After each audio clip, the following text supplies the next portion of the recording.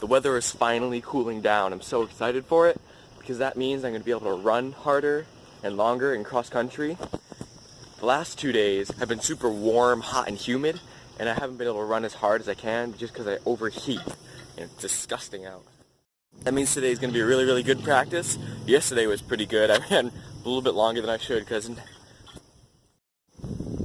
didn't have a stopwatch on me or a normal watch to time how long I was running, so I ended up running about 15-30 minutes longer than I should have.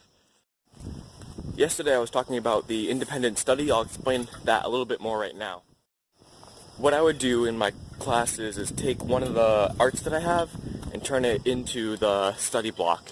And in that study block is where I would do the independent studying for the class that I found online. And I feel that this class will be a very, very good stepping stone for me to elevate my skills. All the way down there. Hello, bus. Good morning.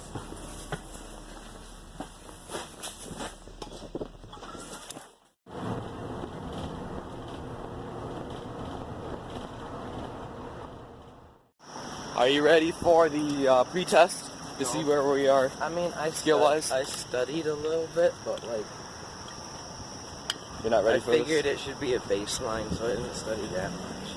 Janana! Why? Why am I in this? Because you have to be. No. Fine. Going to get to Brother, is it banana time? Elizabeth. Doing banana time. When is banana time? Banana time now. What are you doing? Banana time.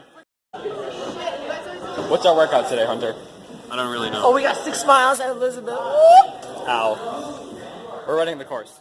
So cross-country practice has been finished. We ran about 6 miles. 6 miles is the run to the course, and back to the school. And it is now, I don't have my watch on. It's over there. It's right there.